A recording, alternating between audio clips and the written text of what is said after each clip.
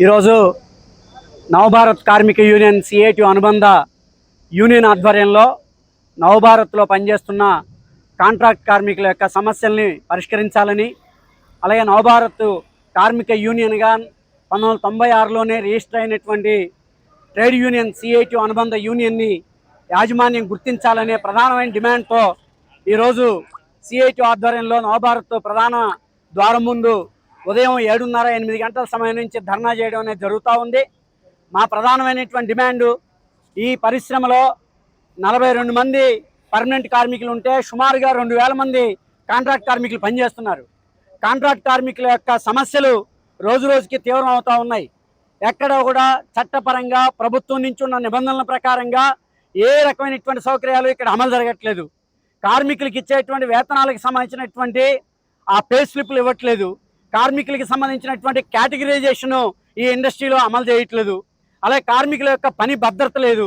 కార్మికుల్ని ఇది ఏమిటి అని అడిగినటువంటి కార్మికుడి పట్ల కక్షపూరితంగా వ్యవహరిస్తూ ఇష్టారాజ్యంగా పెత్తనం చెలాయిస్తూ పనిలోంచి తొలగించడమో, వేధింపులకు గురి చేయడమో, సెక్షన్ మార్చడమో, ఈ రకమైనటువంటి తీవ్రమైనటువంటి వేధింపులకి యాజమాన్యం గురి చేస్తూ ఉంది. అందుకని ఈ మొత్తం సమస్యల పరిష్కారానికి గత 3 నెలల కాలం నుంచి సిఐటి నాయకత్వంలో ఇక్కడ ఉన్నటువంటి కార్మికులంతా ఐక్యమయ్యి యూనియన్ని రీఆర్గనైజ్ చేసుకొని మా సమస్యల పరిష్కారం కోసం మా యూనియన్ ఇచ్చే రిప్రజెంటేషన్ మీరు తీసుకోండి, మాతో సంప్రదింపులు జరపండి, చర్చలు జరపండి అని చెప్పేసి గత 3 నెలల కాలంగా యూనియన్ మేనేజ్మెంట్కి రాయబారం నడుపుతుంటే యాజమాన్యం మాత్రం యూనియన్ని పిలవడానికి కానీ, చర్చలు జరపడానికి కానీ, సమస్యలు పరిష్కరించడానికి కానీ, ఉన్న యూనియన్ గుర్తించడానికి కానీ యాజమాన్యం సిద్ధపడట్లేదు. మనం ప్రజాస్వామ్య భారతదేశంలో ఉన్నాం. ఏ ఇండస్ట్రీలో అయినా, అది ప్రైవేట్ కావచ్చు, గవర్నమెంట్ కావచ్చు, అక్కడ పనిచేసే కార్మికుల సమస్యల మీద యూనియన్ పెట్టుకునే హక్కు కార్మికులకు ఉంటుంది.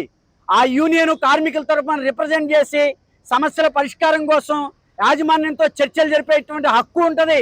మనకి భారత రాజ్యాంగం డాక్టర్ బిఆర్ అంబేద్కర్ గారు రాసిన రాజ్యాంగంలో ఇచ్చినటువంటి ముఖ్యమైనటువంటి హక్కు యూనియన్ పెట్టుకునే హక్కు. ఆ హక్కుని ఈరోజు మేనేజ్మెంట్ కాలు రాస్తా ఉంది. ఆ హక్కుని నేను గుర్తించడానికి సిద్ధంగా లేదని చెప్పి చెప్తా ఉంది. ఇది ఎక్కడ దుర్మార్గం, ఇది ఎక్కడ అన్యాయం? అంటే మీ యాజమాన్యంతో కార్మికుల యొక్క ప్రయోజనాలను తాకట్టు పెట్టి మీతో లాలూచి పడేటువంటి యూనియన్లతో అయితే మీరు చర్చలు జరుపుతారా? మీతో బేరసాలాడి మీరు ఇచ్చేటువంటి రకరకాల ప్రతిఫలాలను ఆశించేటువంటి యూనియన్లతో అయితే మీరు చర్చలు జరుపుతారా? కానీ సిఐటి అట్లాంటి యూనియన్ కాదు. కార్మికుల సమస్యల మీద నికరంగా, నిజాయితీగా, నిబద్ధతతో సమస్యల మీద ప్రశ్నించేటువంటి లక్షణం కలిగినటువంటి యూనియన్ సిఐటియు. అట్లాంటి సిఐటియు ఈ ఇండస్ట్రీలో కార్మికుల తరఫున రిప్రజెంట్ చేస్తే, ప్రతినిధుల్ని పరిచయం చేయాల్సి వస్తే, ఆ కమిటీని గుర్తించాల్సి వస్తే రేపటి నుంచి ప్రతిదీ వీళ్ళు ప్రశ్నిస్తారు, మాట్లాడతారు అనేటువంటి ఒక భయాందోళనకి యాజమాన్యం గురవుతూ ఉంది. పొద్దున్న 6:30-7 గంటల నుంచి ఇక్కడ ధర్నా నడుస్తూ ఉంది.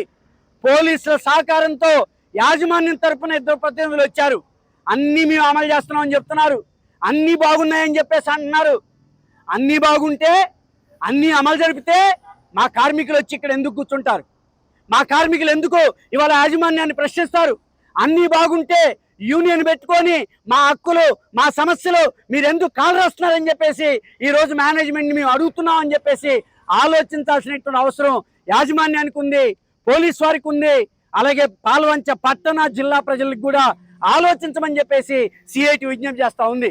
అందుకని ఈ ఇండస్ట్రీలో కార్మికుల మీద దుర్మార్గమైనటువంటి దాడి జరుగుతూ ఉంది. ఇక్కడ 11 సంవత్సరాల పాటు కోల్ ప్లాంట్లో పనిచేసినటువంటి ప్రవీణ్ అనే కార్మికుడికి ఆ కోల్ ప్లాంట్లో డస్ట్ వచ్చి అది ఊపిరితిత్తులకి చేరి ఆయన ఆరోగ్యం పాడయ్యి క్యాన్సర్ అటాక్ అయితే ఉన్న పరంగా కార్మికుడిని పనిలోని తీసేశారు. ఆయనకు ఉపాధి లేదు. ఆయన భార్య, 2 ఆడపిల్లలు ఇవాళ రోడ్డు మీద పడ్డారు.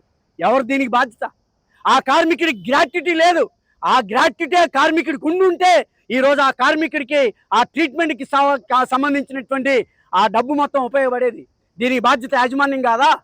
అలాగే నాకు ఆరోగ్యం బాగలేదు, 1 నెల రోజులు సెలవు ఇవ్వండి అని చెప్పేసి మరో కార్మికుడు యాజమాన్యాన్ని, కాంట్రాక్టర్ని అడిగితే ఇక నువ్వు ఇంటికి వెళ్ళిపోవటమే, నువ్వు మళ్ళీ తిరిగి ప్లాంట్కి వచ్చేది లేదు అని చెప్పేసి ఉన్న పలంగా ఆ కార్మికుని పనిలోని తీశారు. అంటే మీ ఇష్టారాజ్యంగా కార్మికుల్ని పనులను తొలగించడం, 10 ఏళ్ళు 11 ఏళ్ళు 12 ఏళ్ళు సీనియారిటీ ఉంటే ఆ సీనియారిటీని గుర్తించకపోవడం, ఇదేనా ప్రజాస్వామ్యం? ఇదేనా నవభారత యాజమాన్యం అమలు చేసేటువంటి కార్మిక సమస్యల పరిష్కారం చేస్తున్నాం అని చెప్పేసి చెప్పే మాటలు వెనుకున్నటువంటి ఆంతర్యం ఏంటో అర్థం చేసుకోవాలని చెప్పి విజ్ఞప్తి చేస్తా ఉన్నాం. కాంట్రాక్ట్ కార్మికులను ఎక్కడా రెగ్యులర్ చేయట్లేదు.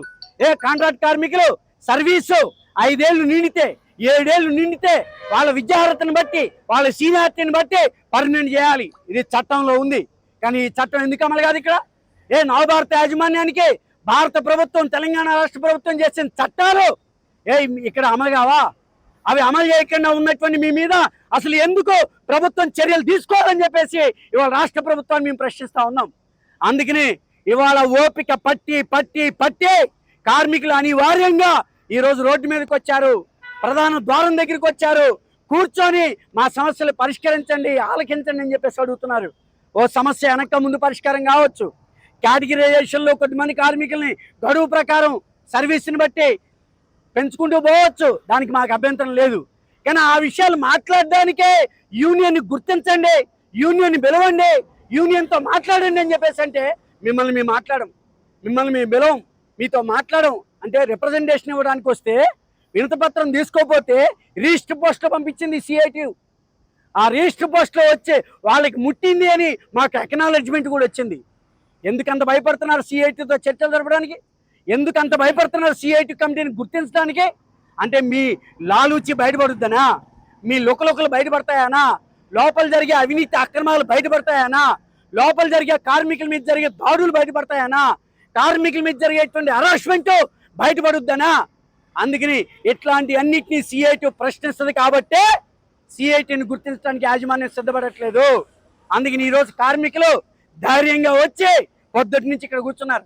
పోలీసు వచ్చి విజ్ఞప్తి చేసింది, మేము ఇక్కడ లోపల పనిచేసేటువంటి ఎంప్లాయీకి మేము అడ్డుగా విధులకి ఆటంకం కలిగించే పని మేము తీసుకోలేదు. ఇది మా మొదటి దశ కార్యక్రమం.